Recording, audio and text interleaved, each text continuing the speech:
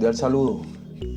En este tutorial vamos a aprender todo lo relacionado con las variables y tipos de datos principales de Python. Variables. ¿Qué es una variable? Una variable es un espacio de memoria en el cual se almacenan y se recuperan los datos de un programa. Una definición muy simple. Las variables tienen un nombre y tienen un dato asignado. ¿Qué hay que tener en cuenta para darle el nombre a las variables? 1. Que no puede empezar con números. 2. No pueden tener caracteres especiales, pero el carácter underline o rayita al piso, este carácter sí es válido como una variable. No puede ser una palabra reservada de Python, o sea, que aquellas palabras que hacen parte de integral del programa, como if, else, palabras que son comandos propios del programa, no se pueden utilizar como variables. Bien, ya que sabemos que es una variable, miremos los tipos de variable. Hay varios tipos de variable. Tenemos variables tipo entero, tipo coma flotante, variables tipo booleano, variables tipo texto o string, tipo lista, otras que se llaman tuplas, otros que se llaman diccionarios, otras que se llaman conjuntos, y tenemos la función type que se encarga de decirnos el tipo de datos con el cual estamos trabajando. Pues bien, entonces aquí tenemos una variable, miren que no tiene número al principio, y este es el igual de asignación, que quiere decir que este número se asigna a esta variable. En Python no hay que definir las variables, ya que es un programa de tipado dinámico, y cuando usted escribe, él primero lee en este sentido. Se da cuenta que es un número entero y luego lo guarda aquí, se da cuenta que es un número de coma flotante y luego lo guarda aquí, etc. Bien, hablando de cada tipo de variable, tenemos lo siguiente. Hay variables de tipo entero, que son variables que no tienen comas, y variables, por ejemplo, de coma flotante. ¿Por qué es importante saber los tipos de variables? Porque una variable de tipo entero consume menos espacios de memoria que una variable de tipo coma flotante. Entonces, si una aplicación le solicita a usted la edad de un usuario, es mejor que sea tipo entero y ahorre espacio de memoria, aunque también le sirva una de coma flotante. Asimismo, si le piden la estatura de una persona, es mejor que sea tipo flotante. Bien, las variables tipo booleanos obedecen a la lógica matemática y las tablas de verdad lógica, de antecedente y consecuente, y también son arrojadas por funciones de comparación. Más adelante vamos a ver detalles sobre este tipo de variables. Hay variables tipo texto, conocidas como variables tipo string, que sirven para almacenar texto o letras según el caso. Hay otras variables tipo lista. Las listas son una colección de datos y esa colección de datos están entre corchetes.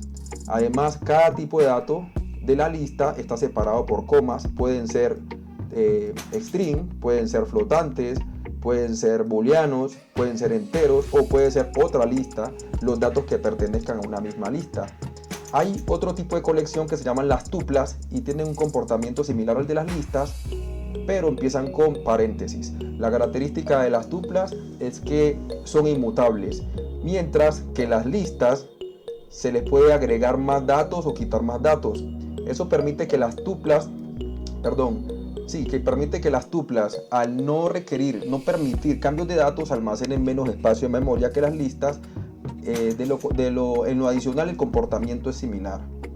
Aquí tenemos los diccionarios, este tipo de datos que se llama diccionario, que tiene una clave y un valor correspondiente a esa clave.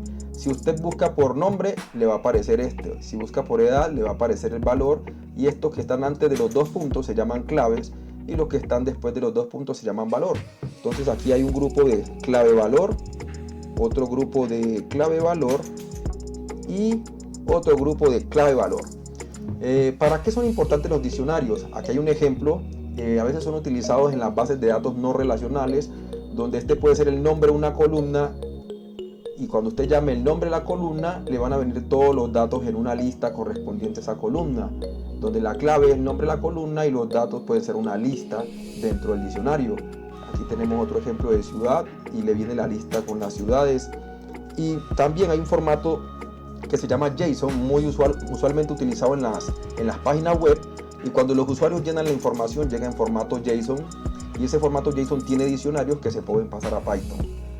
Otro tipo de datos son los conjuntos, también se caracterizan por llaves así como los diccionarios, pero estos no manejan o no tienen los dos puntos.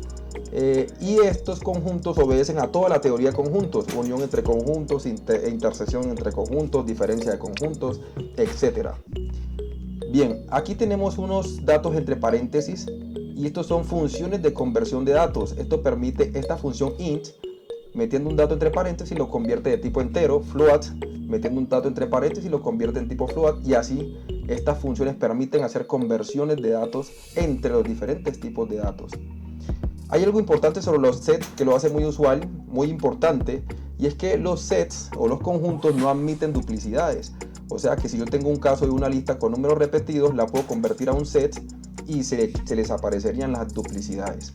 La función type permite saber el tipo de datos. Miremos un ejemplo. Tenemos aquí una variable tipo dato, y aquí tenemos la función type que nos dice el tipo de datos. Si ponemos un número, dice que es de tipo entero.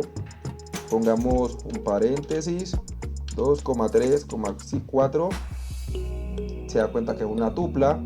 Pongamos una llave, 1,2,3, es un set, y pongamos aquí unos dos puntos, que es lo que define los diccionarios, y miren cómo la función type nos dice qué tipo de diccionario es. ¿Qué sí es importante tener en cuenta? Observen esta característica. Tenemos una tupla y metemos el valor 5. Le damos correr y nos dice que es un valor de tipo entero. Entonces aquí el programa no interpreta esto como una tupla. Cuando una tupla tenga un solo valor, hay que agregar un número seguido de una coma, le damos run y ya nos dice que él reconoce que ese número solo es una tupla, para que lo tengan presente. Bien, eso es todo por hoy, por este video. El próximo video veremos más aplicaciones o más detalles sobre las conversiones de tipos de datos. Espero que les haya servido este video tutorial y que tengan muchos éxitos.